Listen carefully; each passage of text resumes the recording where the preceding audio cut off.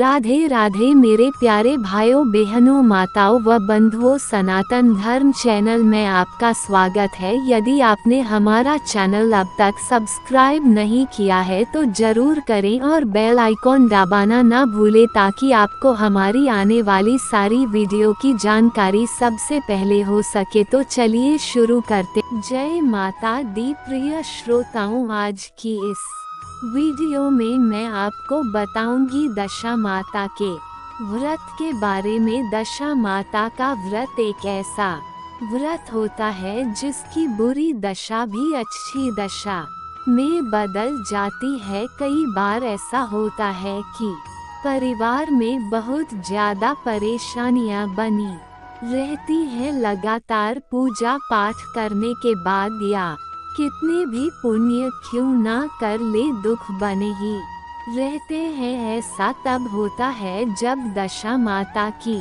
कुदृष्टि होती है। ऐसी स्थिति में घर में कलह क्लेश रहता है, बहुत ज्यादा परेशानियां बनी रहती हैं, धन का अभाव होने लगता है और अनावश्यक रूप से संकट में परिवार घिरा ही रहता है। तो दशा माता का जो व्रत है वह ऐसे ही संकटों से उबारने वाला व्रत है, हर बुरी स्थिति से बचने के लिए और दशा माता की कृपा बनी रहे, इसी कामना के साथ दशा माता का ये जो व्रत है वो महिलाओं द्वारा पूर्ण श्रद्धा और भक्ति के साथ किया जाता है। इस व्रत को जो भी व्यक्ति भक्ति भाव से करता है उसके घर से दुख और दरिद्रता दूर हो जाती है। दशा माता के व्रत में दशा माता का डोरा भी धारण किया जाता है। तो दशा माता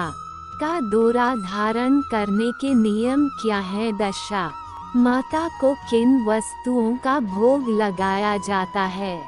क्या क्या नियम होते हैं? व्रत कब से कब तक किया जाता है? इन सब बातों के बारे में बताने से पहले आप सभी से एक विनती है कि आप हमारे चैनल को जरूर सब्सक्राइब कर लीजिएगा ताकि दशा माता की जो भी 10 कथाएं हैं वो आप लगातार 10 दिनों तक सुनते रहें। क्योंकि इस व्रत का एक नियम ये भी है कि दशा माता की कथाएं लगातार 10 दिनों तक सुनी जाती हैं। होली के अगले दिन से लेकर चैत्र मास के कृष्ण पक्ष की दशमी तिथि तक कथाएं सुनी जाती हैं। चैत्र मास के कृष्ण पक्ष की दशमी तिथि को ही दशा माता का व्रत रखा जाता है और इस बार दशा माता का व्रत साल 2024 में 4 अप्रैल गुरुवार के दिन रखा जाएगा। दशा माता के रूप में मां भगवती की पूजा की जाती है और इस दिन पूजा करके महिलाएं गले में डोरा पहनती हैं ताकि परिवार में शांति सुख और समृद्धि बनी रहे।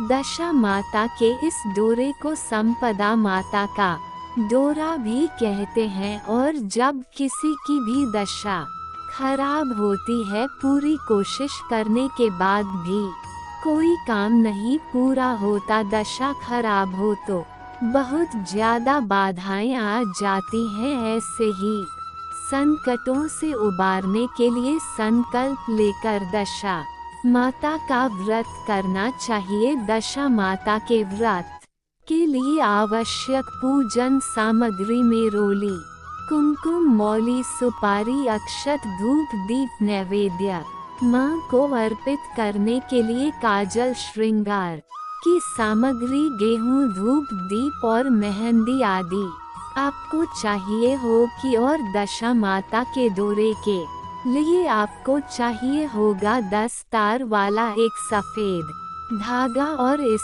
10 तार वाले धागे में आपको 10 गांठें ही लगानी होंगी और इस धागे को आपको हल्दी में रंग करा पीला कर लेना होगा। इस धागे को ही दशा माता या संपदा माता का डोरा कहते हैं दशा माता के पूजन की विधि क्या है, अब इस बारे में जान लीजिए। तो व्रत करने वाली जो भी सुहागिन महिलाएं हैं या कोई भी महिला इस व्रत को कर सकती हैं, तो उन्हें अगर सुहागिन महिला हैं तो शादी का जोड़ा या नए लाल वस्त्र पहनकर पूजा करें। पूरा श्रृंगार करके पूजा करनी चाहिए। यदि कुंवारी कन्याएं या फिर कोई विधवा महिला इस व्रत को करना चाहती हैं तो वह भी अपनी सामर्थ्य के अनुसार साफ सुथरे वस्त्र पहनकर पूजा कर सकती हैं। व्रती महिलाओं या कन्याओं को सुबह स्नान आदि से निवृत्त होने के बाद हाथ में जल या पुष्प लेकर व्रत का संकल्प लेना होता है। इस व्रत में दशा माता की मूर्ति या चित्र की पूजा की जाती है, तस्वीर की पूजा की जाती है और इस दिन त्रिवेणी वृक्षों यानी कि पीपल, बरगद और नीम के वृक्षों की पूजा जरूर करनी चाहिए। पहले जानिए माँ के स्वरूप के बारे में। तो दशा माता माँ भगवती यानी माँ पार्वती जी का ही रूप है और दशा माता के इस रूप में माता को ऊंट की सवारी करते हुए दिखाया गया है। माँ की 4 भुजाएं हैं जिनमें माँ तलवार, त्रिशूल, कमल का पुष्प और ढाल अपने भक्तों की रक्षा के लिए धारण करती हैं। व्रत करने वाली महिलाओं या कन्याओं को सुबह स्नान आदि से निवृत्त होने के बाद व्रत का संक लेना चाहिए। इस व्रत में दशा माता की मूर्ति या फिर तस्वीर की पूजा की जाती है। अगर मूर्ति या तस्वीर ना हो तो आप पान के पत्ते पर चंदन से दशा माता की तस्वीर भी बना सकते हैं और उनकी पूजा भी कर सकते हैं। या फिर आपके पास देवी पार्वती जी की मूर्ति तस्वीर हो तो उनकी पूजा आप कर सकते हैं। ये पूजा आप पीपल के पेड़ के पास या फिर अपने घर पर भी कर सकते हैं। मंदिर में गंगाजल छिड़कने के बाद दशा माता को कुमकुम, काजल और मेहंदी की दस्त बिंदी लगाई जाती है। भोग के रूप में आज के दिन अक्षत, नैवेद्य और लपसी का भोग लगाया जाता है। सूत का धागा बांधकर अपने और अपने परिवारजनों के सौभाग्य और मंगल की कामना की जाती है और पीपल के पेड़ की 7 या 11 बार परिक्रमा की जाती है। आज के दिन पीपल को लाल चुनरी भी चढ़ाते हैं। 101 गेहूं या फिर धान की ढेरी पास में सजाई जाती है। हलवे, लड्डू, लापसी या फिर मीठे पुओ आदि का भोग 10 ढेरिया के पास रखा जाता है। 10 गांठों वाला डोरा भी साथ में पूजा करते हुए रखा जाता है। दशा माता के डोरे का पूजन भी अक्षत, पुष्प आदि से किया जाता है। धूप दीप जलाई जाती है। फिर अगर आप पहले से ही इस व्रत को रखते आ रही हैं और आपके पास अगर पिछले साल का डोरा हो तो उसे भी आपको पास में ही रखना होता है। फिर हाथ में गेहूं के 10 दाने लेकर दशा माता की कथा सुनी जाती है। आज के दिन राजा नल और रानी दमयंती वाली दशा माता की कथा पढ़ी या सुनी जाती है। कहानी पीपल के पेड़ की पूजा के बाद भी आप कर सकते हैं, यानी पढ़ या सुन सकते हैं। और आज के दिन जो लोग पूरे 10 दिन तक कहानियाँ नहीं सुन पाए हो वो लोग लगातार 10 कहानियाँ भी आज की पूजा में सुन सकते हैं। यदि आप नियम पूर्वक 10 कहानियाँ सुनते आए हैं तो भी कहते हैं कि आज के दिन ये सारी कहानियाँ एक बार फिर से सुननी चाहिए। पूजा करने और कथा सुनने के बाद महिलाएं दशा माता का जो आपने नया डोरा पूजा है या यदि आप पहली बार इस व्रत को कर रही हैं तो जिस डोरे की आपने पूजा की है उस डोरे को आपको श्रद्धा के साथ दशा माता से प्रार्थना करते हुए अपने गले में धारण करना चाहिए। इस डोरे को आपको शरीर के ऊपरी हिस्से में जैसे कि गले में ही धारण करना चाहिए। गले में धारण करना यदि आपके लिए संभव नहीं है और इस डोरे को आप पहनना ही चाहती हैं तो आप इसको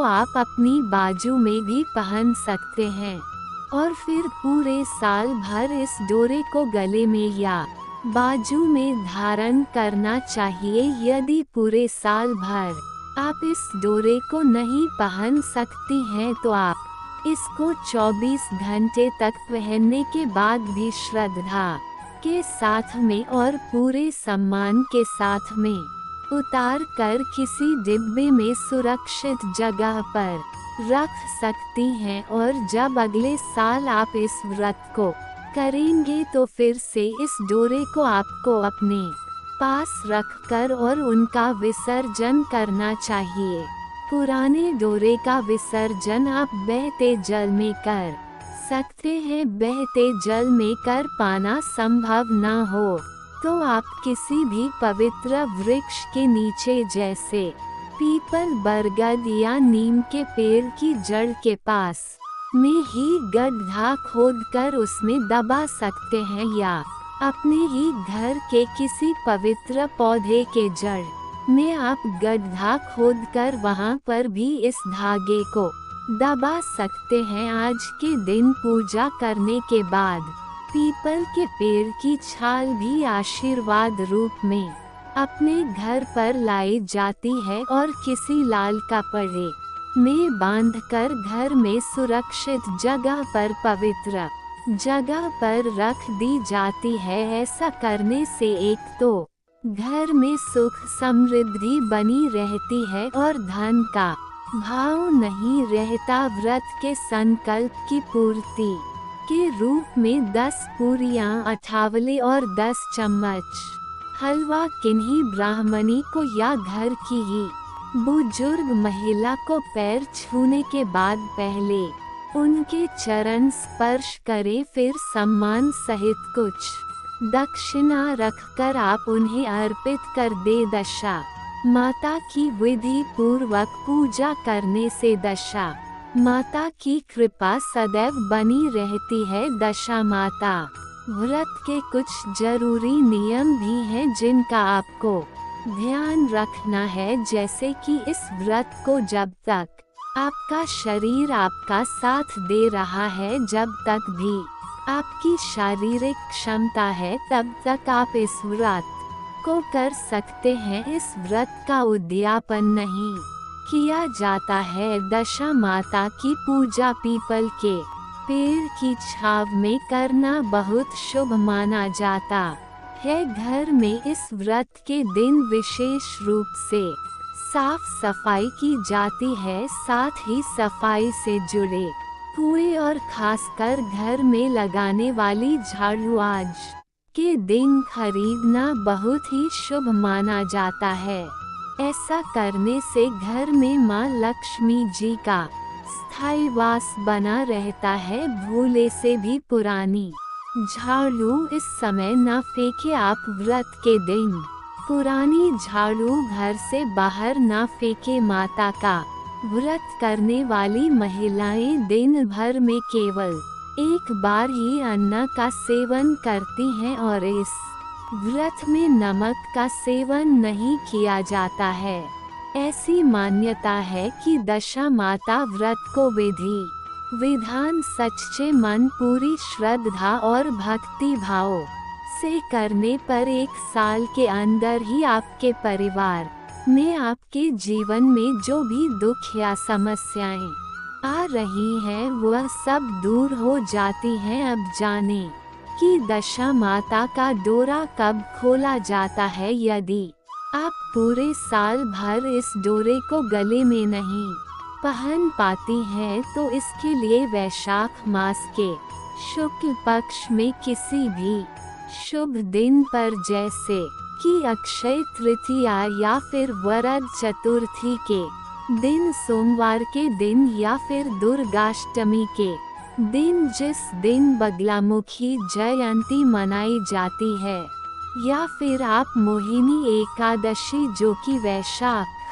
शुक्ल पक्ष की एकादशी होती है उस दिन, या परशुराम द्वादशी के दिन भी इस डोरे को गले से खोलकर विधि विधान और सम्मान के साथ पीपल के पेड़ की जड़ में दबा सकते हैं। इस बात का आप ध्यान रखें कि जिस दिन भी आपको ये डोरा खोल कर रखना होगा उस दिन आपको एक बार फिर से व्रत करना चाहिए, एक समय ही अन्न वो भी बिना नमक का ग्रहण करना चाहिए। और उस दिन राजा नल और दमयंती की कहानी भी आपको जरूर सुननी चाहिए। अब जानिए कि इस व्रत के दिन आपको कौन कौन से ऐसे काम हैं जो भूलकर भी नहीं करने चाहिए, क्योंकि ऐसा करने से आपकी दशा बिगड़ भी सकती है, अच्छे दिन भी बुरे दिन में बदल सकते हैं। तो आज के दिन आपको खास तौर पर घर का पैसा जहां तक हो सके खर्च करने से बचना चाहिए। किसी को भूलकर भी उधार या कर्ज तो बिल्कुल ना दें, और आपकी आवश्यकता की जो भी वस्तुएं हैं, पूजा सामग्री की हो या घर के आवश्यक खर्चों की हो, यदि ऐसी वस्तुएं हैं तो आप एक दिन पहले ही खरीद कर रख ले, क्योंकि आज के दिन किसी भी प्रकार से आपके घर का एक रुपया भी घर से बाहर नहीं जाना चाहिए। और